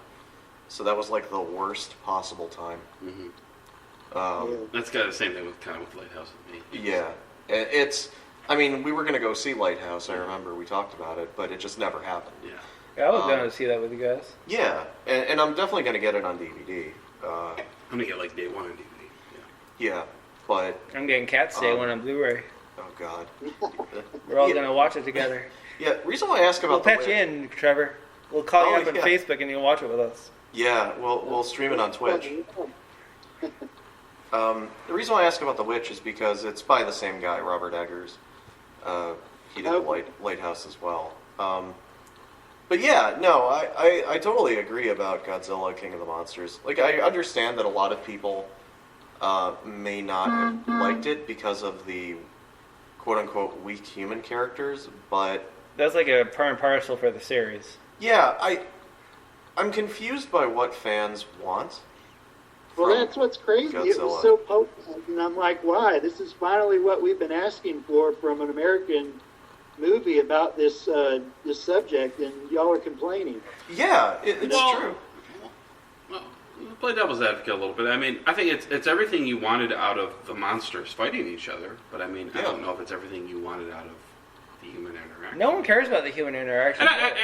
And I will say this: I thought some of the humans really worked in the movie. You know? I did like the twins that were stand-in for the Mothra fairies. Yes, yes. Yeah, I really like them. yeah. Like, I thought all the humans did a pretty decent job. They just weren't given enough to do. And there were maybe too many of them. Like the first movie, the 2014 movie, had really good human drama, Well, but the very expensive little amount- Godzilla. Like, I had a decent amount of Godzilla comparative to, like, the older movies. Like, the amount of like, the problem is that Well, he the was- framing of the Godzilla action, you Yeah. never just saw Godzilla doing something. You always saw a human watching Godzilla doing something. Yeah, like And on that was TV a problem. or something. Yeah. Or out of a train window. Yeah, there always had to be a human there. It was always from the ground level. Yeah. That's true. So, that was the best part of King of the Monsters, is that it's just like Godzilla and the monsters take center stage. Actually, I do think that, come to think of it, I liked King of the Monsters a lot. I really did. I really enjoyed it. But when I think of But I don't think the Kong human Skull interaction- Island, Right. Yeah, Kong Skull Island is like the gold standard for, I think, American kaiju cinema that at had this a point. good I think the human balance of human versus... I'm hoping Yeah. Kong vs. Godzilla kind of finally does something You know what it is? I think good with the humans and with the Kong monsters. Skull Island, it was. I love the arc with Samuel Jackson in it. Mhm. It was sort of really compelling, you know. A lot of people complained that he was not given enough room to breathe in the movie, but I think I didn't agree with that at all. Yeah. He had to be fueled by his rage the entire movie. Yeah. Like, if he had gotten a moment or two to himself to kind of contemplate things, then I think that would have robbed some of his momentum. Well, there's a deleted scene where Tom Hiddleston's character approaches him and refers to him as, "Oh, you're that colonel who did X, Y, and Z in the conflict. Really good job out there." And like Samuel L. Jackson's character is just sort of beaming with pride. Yeah. And it's been brought up in some of the groups that we follow, Trevor, that Yes, had that scene still been in the movie, that really would have been like just that extra bit of character push I gotta see that. that I think would have really won some people over to Skull Island as a good character-driven kaiju film. Yeah. But honestly, I thought, as much as I liked that scene, I didn't feel like Skull Island needed it. Yeah. I liked Skull Island as it was. For the same reasons, though, that I like King of the Monsters as it is. Yeah, I have high hopes for Kong vs. Godzilla. The reshoots... Yeah, that's kind of worrying me. Reshoots are usually a bad sign. Yeah.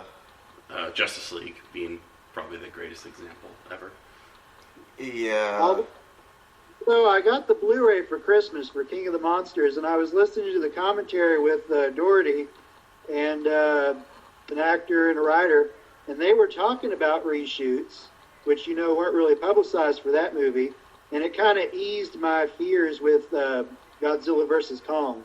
But then it's kind of a different situation because it's kind of a reaction to box office results.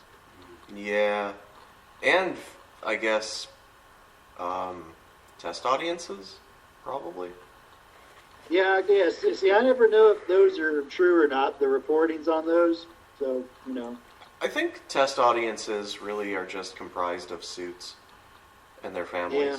Whenever I think of test audiences, I think of the time we went to see that one thing, Soul Mates or Soul Survivors. And, God, Dads. yeah, the television show test Yeah. audience thing. Yeah, and it was that was the worst. That was terrible.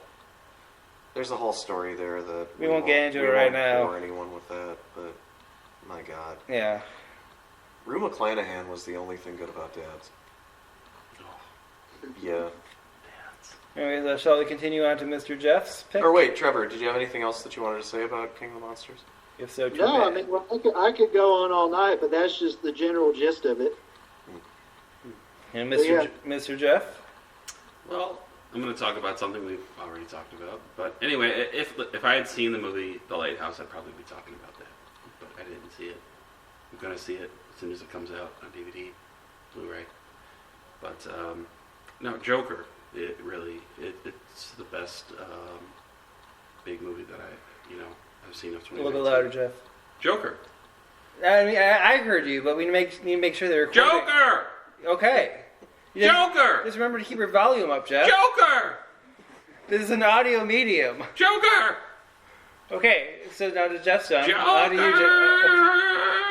you, Randy, what do you have to say? What was your pick? No, Jeff, what you said it was the best mainstream movie you saw this year? Yeah. It's a film that, to me, I think, gave us a little bit of hope of that comic book movies could be not committee, factory made, churned out kind of shit like Disney makes with Star Wars and the Marvel Cinematic Universe. It's a film that is very clever. It's a film that totally apes two Martin Scorsese films extremely, but sort of does just enough to not feel like a rip-off of those movies, which is extremely difficult to do. Because for a lot of people, they're going to say this movie is a rip-off of those movies. You know what I mean?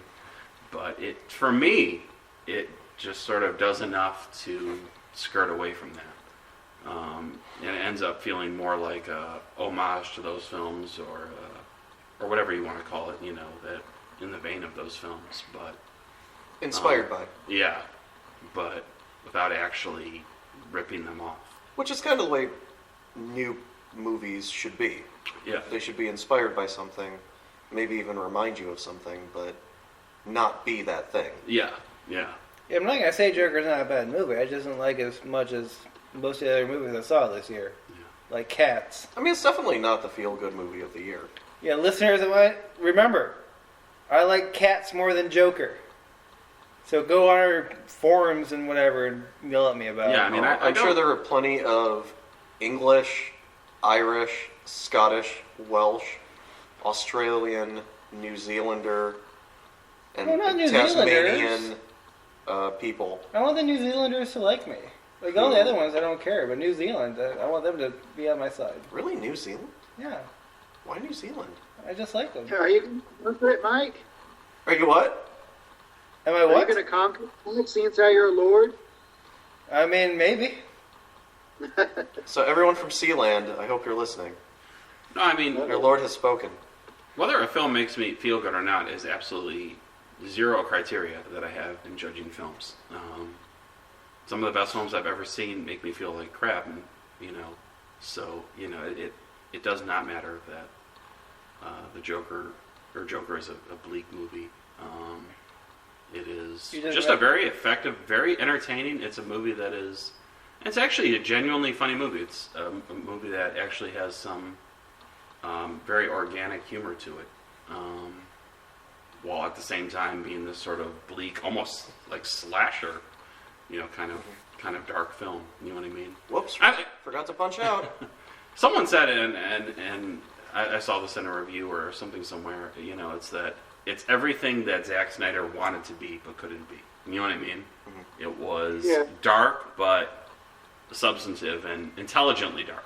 You know what I mean? Mm-hmm. Yeah. And I still feel like Zack Snyder's best movie was 300. Absolutely.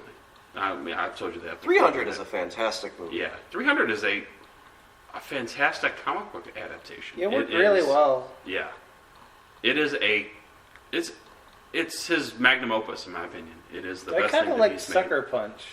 Like, I'm not gonna say Sucker Punch. Was that a Zack Snyder movie too? Yeah, I'm not gonna say it was a good movie, but it was. It was different. Yeah, it was different. It was enjoyable to a point. Yeah. Yeah.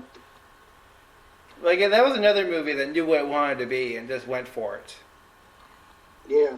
I think Zack Snyder probably does best when he's adapting, like, Frank Miller works or is... Original material. Yeah. Yeah. I'm not sure that... He was not a good choice for Superman. Yeah. He's not a good choice for Watchmen either. He turned Watchmen into an action movie. Alan Moore's Watchmen's not an action comic book. It's not. It's a drama. And any attempt to get away from that is not accurate. 300 is just he actually even enhanced the story from what Frank Miller wrote. Yeah, that's true. That's true. A lot of the movie, I mean, he was lucky that he got somebody like Gerard Butler, who was just fantastic as Leonidas in it. But really, everything that he did with 300 was great, and it was authentic. It was accurate. You know what I mean? Mm. And there was heart to 300 too, actually. As crazy as it sounds, there was a lot of his movies are really soulless. You know what I mean? And just have no heart to them. They've become that. Yeah, and 300 actually had a heart to it, which is you really actually cared about the characters. You could tell that he really cared about the characters. Yeah. In 300. Yeah. He understood where the story was coming from. Yeah. But yeah, I mean, Joker. I agree for the most part on Joker, but that's not my pick. Yeah. Is your pick Cats? Did I win you over? No, my pick is not Cats. We'll get you yet. I got Trevor. Are you done? I'm done. Okay. My pick is Dolemite Is My Name. Oh, did you watch it? I did. Was it as good as you hoped? It is. I want to watch it it, is. but I haven't seen I am a big fan of Rudy Ray Moore for reasons I cannot explain to anybody. Rudy Ray Moore films, of which there are really only 4, Dolemite, Human Tornado, Petey Wheatstraw, and Disco Godfather, they are not great movies. Some might not even call them good movies, but my God, are they fucking entertaining. And Rudy Ray Moore is sort of like the blaxploitation Ed Wood, for those who don't know. He was a comedian whose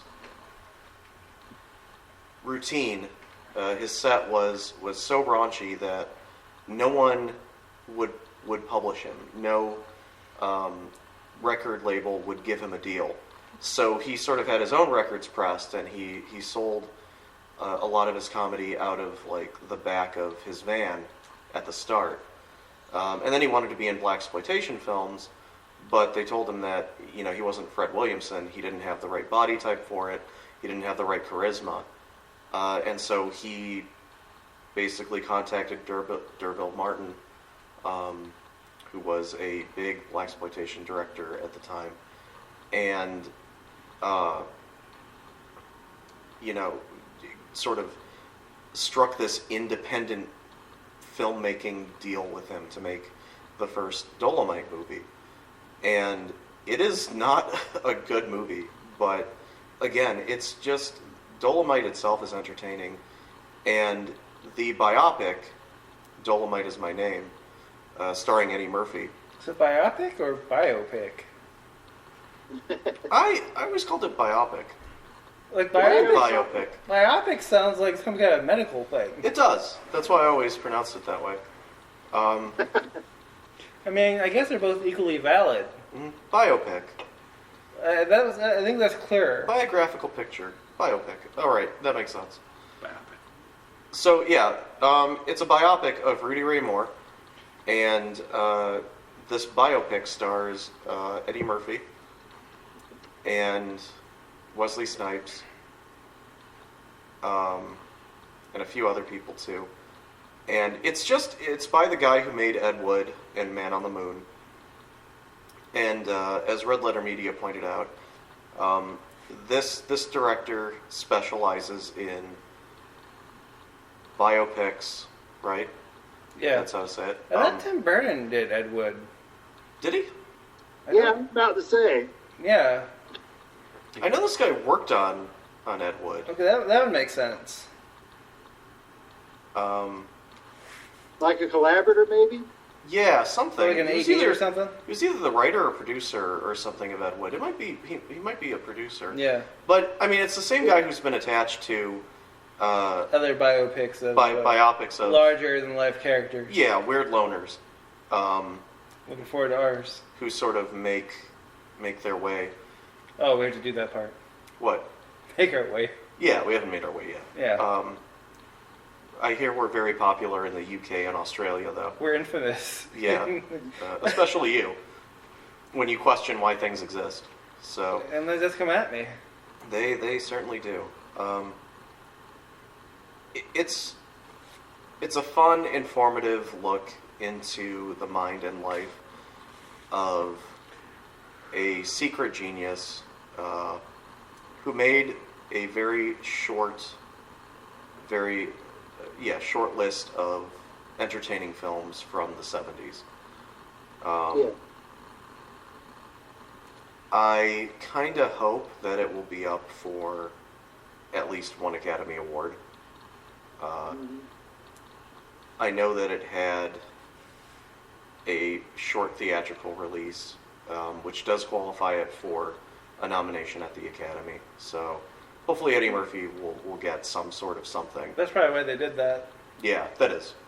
That's why Netflix, any movie that the writers wrote for Ed Wood. Okay. Okay, there we go. Then that's who it is. Yeah. Yeah. The screenwriters, not the directors. Screenwriters. Okay. Then yeah. So They wrote Problem Child, Problem Child 2, Ed Wood, The People versus Larry Flint. right, yeah, and Man on the Moon as well. Yeah. What was Problem Child the biopic of? John Ritter, Oh, okay. and how he met his demise at the hands of a child who was a lot like Damien from The Omen. That a cartoon. There was a Problem Child cartoon. What? Yeah. Are you serious? Yeah. Really? Yeah. There was a problem. Wow. What? Yeah. I didn't know that either. Wow. Mind blown. Yeah, I'm having all kinds of Mandela effects today.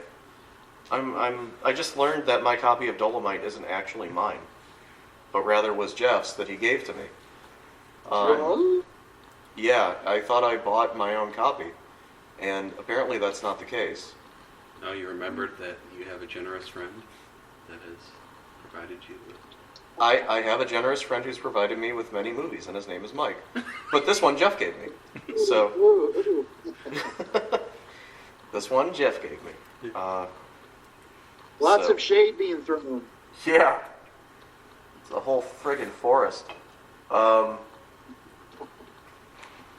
yeah, Dolemite is my name. Only because you and Mike took the best. And Trevor, you all took the best ones, but Thank you. I was talking about Joker in your case. They were talking about cats. Well, and King of the Monsters. And cats. No. Yeah, I'm going to insinuate that you were saying that cats is one of the best. Nope. Yeah, they're all vying for supremacy. Trevor agrees. Cats is certainly... Cats is up with Marking Joker, its King of the territory. Martin, and Dolemite is my name. Dolemite is my name. And fucking up motherfuckers is my game. Done. It's the winner. Just by that. Yeah. Alright, One of the so, greatest lines in any trailer is the Human Tornado trailer, where he proclaims that he has a dong like King Kong. It comes out of left field too. They're just showing like a kung fu fight, and he's like, I have a dong like King Kong. And it's like, wow, Reedy Ray Moore. That is the line that sold me on buying Human Tornado. I'm like, fuck it, I am buying this movie. Do you think that inspired the line in Training Day, King Kong ain't got shit on me? Possibly. I think Denzel Washington ad-libbed that. He was thinking of Rudy Ray Moore. Because why would he say that? Yeah. That line has no actual context in the movie. I'll take it. Yeah, Yeah. you know. Pelican Bay line, that makes sense. King Kong ain't got shit on me. Why would Alonzo say that? Yeah. Rudy Ray Moore, that's why. Okay. Okay. is there anything else we want to get to before we sign off? Yeah, Briscoe County Jr. What the fuck is with that show having only one season? Well, I think like halfway through the one series. season? What? It was only one season? Yeah. One season. Like 22 or 23 episodes. Well, halfway through the season, they got rid of the main antagonist. Like, they tied up all the Robert Bly stuff halfway through the series. But And it was still good after that. Yeah. But I feel like that extra sci-fi spark, like, elevated it a little bit more. they could have easily generated a second season from Yeah. something new. I mean, when I hear Joss Whedon fans bitch about 7 seasons of Buffy being not long enough, Seven Like, oh, that- seasons is... that show ended far too early. First of all, it ended after 5 seasons and then moved to a different station, a different network, Yeah. for another, like, 2 seasons. What show does that? Except, like, Stargate. Yeah. No show does that. Firefly. Oh, it ended after 1 season. Yeah, but it got a big budget movie. What show does that? I just looked it up though. Briscoe got 27 episodes. Most modern seasons are 22, right? So it's, 22, 23. yeah. Okay, I thought it was around 22, 23 too. Yeah. Yeah. But 27, I mean, 1 season. 1 season. Got like a season. You know, of for some reason, audiences really don't like the weird Western concept. You know, sci-fi or horror. You know, with the Western aesthetic. I don't know why they just never respond to it well. I kind of yeah. I agree. I think that you have a point there. And I frankly probably didn't care much for that franchise either, or that genre either. But Briscoe County Jr. was special. It was a good show. That show was exceptional. Yeah. And the fucking Joss Whedon fans who bitch and moan about fucking 5 seasons of Angel, 7 seasons of Buffy, 1 season of Firefly, okay, I can give you that. Yeah. What I can't give you is the major big budget movie from Universal Studios, by the way. It's not some indie production with like $2 as a budget. No. This is, you get a Firefly fucking 2.5 hour movie. Alright, and you're still bitching about fucking Firefly. Joss Whedon fans are the most spoiled bitches I have ever fucking encountered. Yeah, like, I like Firefly, but like, I feel if it had gone on much further, it would have taken a drastic downturn in quality. Do you hear me, you UK tea-drinking bastards? Fuck you and your Joss Whedon fandom. And we're just making all of the UK hate us. Like, not with what you're saying, but with you directly calling them out. I just presume they're all in the UK. Yeah. Well, the people who don't like us are. Yeah. Oh, he's talking to us! He is. I don't know why they all sound like British bobbies. But And we're gonna get bad, and they're just gonna mob us. good luck. They'll have to come all the way over here. This is Trump's America. And they're gonna bring us over there. They're gonna pay for plane tickets. They're gonna like set up a fake con and be like, "Hey, we'd like the Fictospherians to do a panel." We'd like to invite the Fictosphere over to the FictoCon. We'll get there and it'll just be like a table on like a gallows. We'll like nooses around our necks and be like, "So you're safe." And then like halfway through the panel, they'll just make the trapdoors go. That sounds like a foolproof plan. I'll fall for it. Sounds legit. I mean, it's nice to be wanted. Yeah. Yeah. Wanted criminals in the UK. Yeah. In the UK. Now this would be like a... It was our only destiny Yeah. to be cool. Alright, so I think... No faith in what we make. Yeah. And that's my rant about Joss Whedon. Joss Whedon has no connection to Briscoe County Jr. whatsoever. But I think about people who have... Joss Whedon shows are very long-lived. Overrated. Yeah. I mean... Strangers with Candy only got like 30 episodes. Yeah. Which one? Strangers with Candy. Yeah. And it also got a movie, but that was basically just a rehash of Yeah. a few episodes. Was Was that Joss Whedon show? No. And why did... And actually, technically, it did last for 3 seasons, right? Yeah. The comedies are 30 weird. episodes. That's true. Comedies are weird because like, a lot of them only have like 13 episode seasons. And also, like, especially in the UK, like the UK Office only had 2 seasons. And each one was like 8 episodes. Yeah. The UK is weird. It is. When they call them seasons over, they call them series. Yeah. It only got 2 series with Ricky Gervais. And then the special. Special with Doctor Who. Because apparently they all like Doctor Who over there. Yeah, Doctor Who's a show that won't fucking end. Ever. Apparently. I'll die for a while, and I'll come back again. Anyways, I think that's about it for tonight. So, It anyone was wants? fun. Yeah. Thanks for showing up, Trevor. Thank you, Trevor. Anytime Live I from can make Texas. it. And we will be back soonish with some other nonsense topic where we continually derail about Goofy having intercourse. Or Briscoe County Jr. Or both. Why not So both? far. Or cats.